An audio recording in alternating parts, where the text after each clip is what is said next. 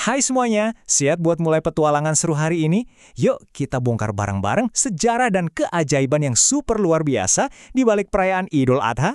Tapi sebelum itu, kalian pernah kepikiran nggak sih, kenapa ya tiap mau dekat Hari Raya Idul Adha, tiba-tiba di lapangan atau di pinggir jalan rumah kita jadi penuh sama sapi, kambing, dan domba?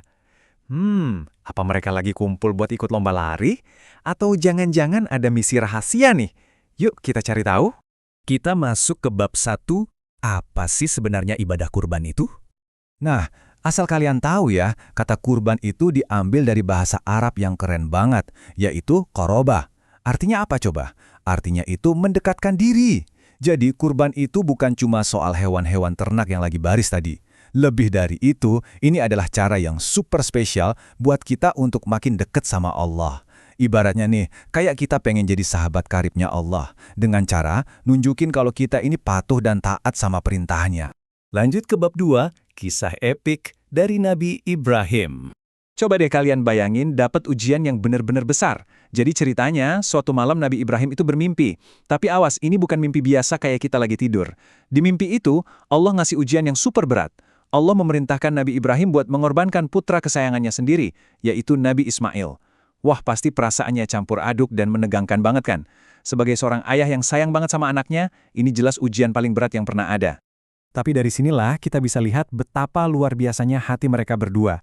Bukannya takut, marah, atau nolak, Nabi Ibrahim justru milih buat patuh sama Allah. Dan yang lebih bikin merinding lagi, Nabi Ismail menerima perintah itu dengan ikhlas banget. Dia malah ngeyakinin ayahnya buat tetap jalanin perintah tersebut. Bener-bener deh, kekompakan, rasa cinta dan keyakinan mereka sama Allah itu juara banget. Eits, tarik napas dulu, karena ceritanya punya akhir yang super bahagia. Karena mereka berdua berhasil lulus dari ujian ketaatan yang berat ini, Allah langsung nunjukin kasih sayangnya yang luar biasa. Tepat sebelum perintah itu dilakuin, Allah mengganti Nabi Ismail dengan seekor domba yang sehat dan gede banget. Lega banget kan?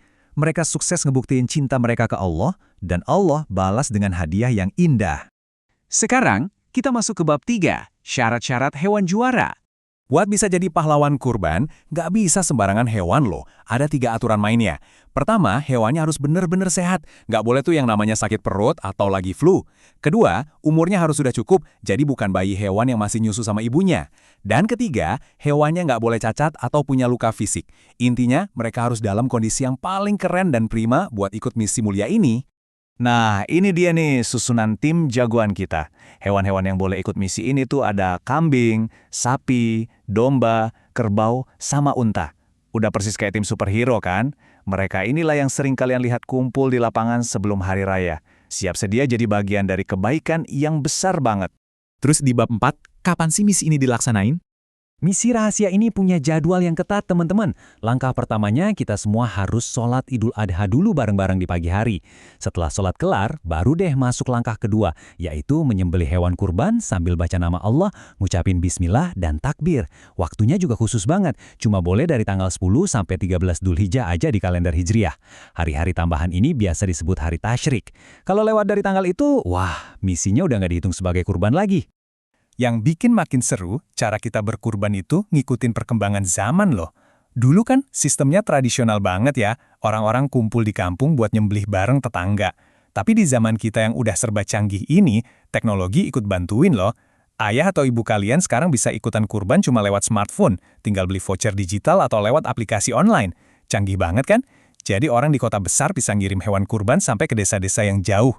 Caranya aja yang makin modern, tapi niat baiknya tetap 100% sama. Dan akhirnya kita sampai di bab 5, keajaiban indah berbagi daging.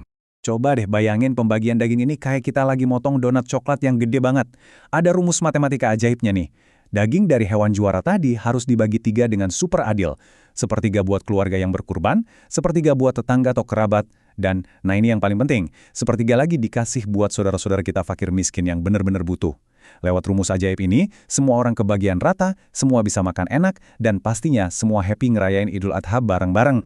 Tapi tunggu dulu, ada satu pesan rahasia yang jauh lebih dalam dari sekedar bagi-bagi daging. Ternyata, kurban itu nggak melulu soal hewan, teman-teman.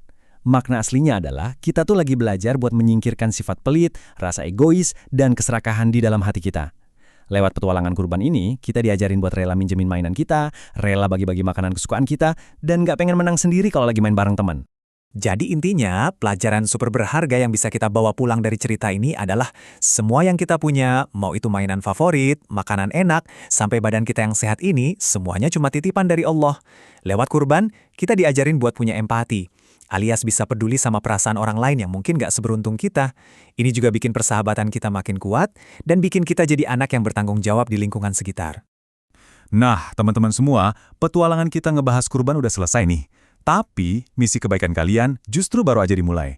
Coba deh sekarang kalian pikirin, apa sih yang kira-kira bisa kamu bagi atau kamu korbankan hari ini aja buat bikin orang di sekitarmu senyum? Mungkin menjamin penghapus ke teman sebangku? Atau bantuin ibu beresin mainan di kamar? Apapun itu, tetap semangat ya buat selalu berbagi kebaikan, persis kayak semangat yang diajarin di ibadah kurban.